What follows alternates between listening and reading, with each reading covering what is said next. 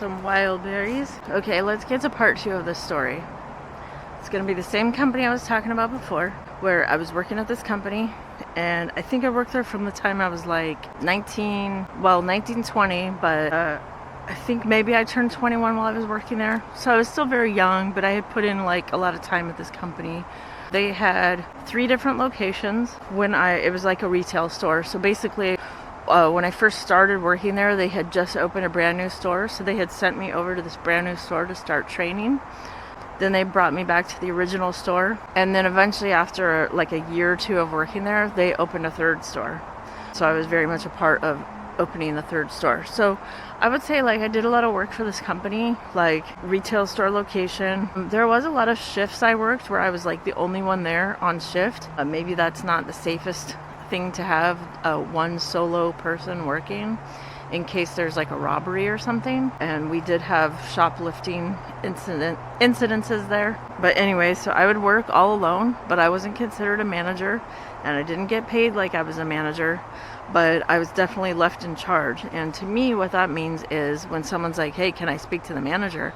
It's like, the manager's not here, I'm in charge, and I feel like it was the kind of role where it's like what I say goes. So if somebody else told you something different, if that manager isn't here, sorry, these are the rules now when I'm here.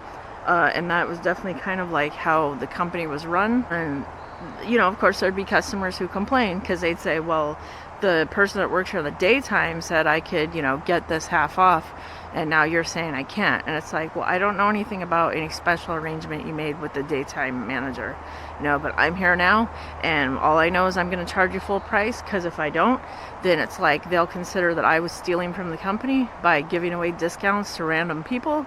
So this is kind of what I'm talking about. Now in part 1, I definitely talked about how I wanted to be a manager. I wanted the benefits that come with being a manager. Of course, that meant higher pay. So everybody wants higher pay, right? But what it came down to, as far as me working there, is, the manager above me, I believe was kind of annoyed with me because they probably considered me to be a bit of a pest. Now, I described myself as being a real go-getter, like I wanted to get ahead in the company and move on up and get promotions and get raises. And, that guy saw me as like an annoyance and a pest. Okay, until one day, I guess we had a worker who wasn't doing a very good job. And so the manager pulled me aside and said, hey, you want to be a manager? And it's like, yeah, I've been wanting to be the manager. And he's like, okay, I'm promoting you to manager. And the first task I'm going to have you do is you're going to go fire that employee. And it's like, okay. Now, at that point in time, I had no problem doing what I was told and firing the employee. And that employee was not a good worker anyways. But I did not realize I was being set up. And I say this because I'm being told, okay, we're promoting you to manager. Your duty is to go fire this guy, which I did. Told him the company was letting him go. Now, on a side note, I told him he should probably try to apply for unemployment. That was just me telling him what I thought he should do. It wasn't part of my job to tell him that. But, just me personally, I felt like, hey, sorry, we're letting you go. But, maybe you can apply for unemployment and, that kind of benefit will help you out. Still try to have some heart there behind firing people. It wasn't like I was a cold-hearted person. And maybe that's what they expected me to be. But, of course, immediately after that, came back in. And the manager says, okay, you fired the guy. Now I'm demoting you. You're not manager anymore. It's like, okay. So you only put me in a management role to have me do the dirty work. And now basically I'm back to being a regular person. I'm not a manager anymore. And I realized at that point in time, I had kind of been used, like they basically gave me this so-called job title. No raise came with that job title. I was just put in a position to fire someone.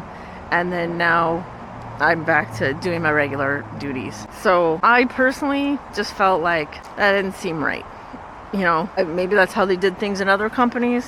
Like I said, I was still kind of young and didn't really know how things work. But something there didn't quite settle with me right on that one. And I started to think, are they going to do this to me again? Like every time they want to fire someone, they're going to claim that now I'm the manager and they're going to put me in charge to do the dirty work. And to be the cold-hearted one to just tell people, hey, you're fired, you're out of here. I don't know. Because then that had to kind of weigh heavy on my conscience of okay, well, that's who I am now. I'm the person who fires people. I mean, that would be great if I was getting paid extra to be the big meanie, but you know, I wasn't getting paid anything extra to tell people like their whole career is over. Like I said, this is just part 2, my story of that job. Should we do a part 3? I always have plenty more to say about that job.